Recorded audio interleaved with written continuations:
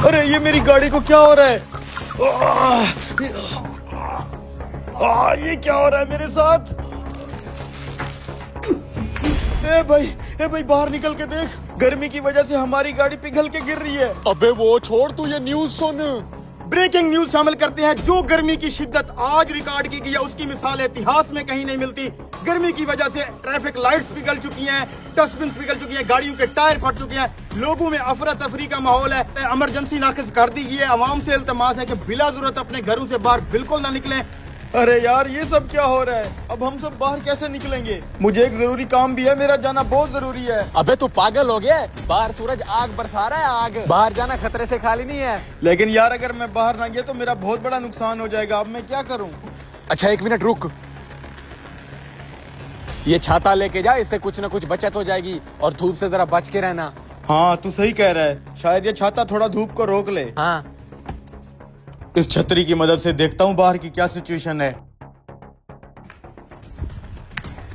एक बार चेक तो करूं सूरज की तपिश कम हुई है कि नहीं। ये सूरज तो चेहरा जला रहा है यार, जल्दी से आगे निकल जाता हूँ, ये ना छाते में ही आग लग जाए। ऐसा लग रहा है जैसे किसी जहन्नुम में आ गया हूँ। ये क्या, ये बाहर क्या हो रहा है चाचा मजीद?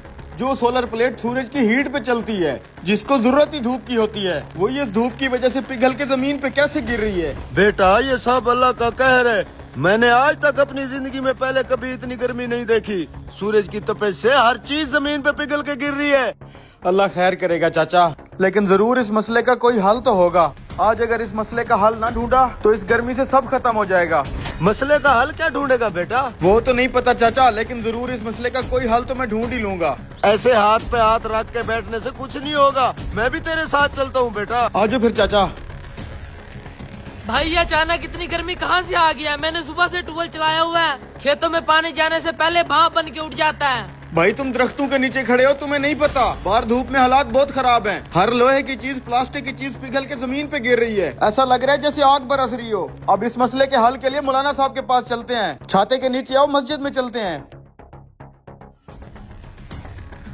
इमाम साहब बाहर के हालात तो आपने भी सुन और देख लिए होंगे, कहीं हम पर अल्लाह का अजाब तो नहीं आ रहा? इतनी गर्मी है कि हर चीज पिघल के गिर रही है। पूरे मुल्क में अफरा तफरी मची हुई है। इस शदीद गर्मी की वजह से लोग अपने घरों से बाहर नहीं निकल पा रहे, ना ही कोई कारोबार कर पा रहे हैं। अब आप ही इसका कोई हल बताएं। इंसान कितना खुद गर्ज है, सारी जिंदगी गफलत में गुजार देता है, थोड़ी सी सख्ती आने पे चलाने लगता है। हालांकि ये सब कुछ जो बाहर हो रहा है हम इंसानों को ही किया जा रहा है। वो कैसे मौलाना साहब? हर साल हम इंसान चंद पैसों की खातर लाखों दरख्त काट देते हैं। तुम्हें पता है एक दरख्त कितनी ठंडक रखता है? जैसे फिजा में तो एयर कंडीशन ऐसी चल रहे हो, वो भी फ्री में बगैर बिजली के। ये है मेरी अल्लाह की कुदरत। इसका मतलब है मौलाना साहब ये जो इतनी गर्मी हो रही है दरख्तों की कमी की वजह से हो रही है। लेकिन इस मसले का अब क्या करेंगे मौलाना साहब? हम बाहर कैसे निकलेंगे? इस मसले का एक ही हल है, जल्द से जल्द जितने भी दरख्त लगाओगे उतना ही जल्दी ये गर्मी कम होगी। मौलाना साहब हम अपने हिस्से का दरख्त तो लगा लें, लेकिन हम लोगों से कैसे लगवाएंगे? बेटा तुम अपने हिस्से का दरख्त लगाओ, बाकी सब लोग भी जरूर लगाएंगे।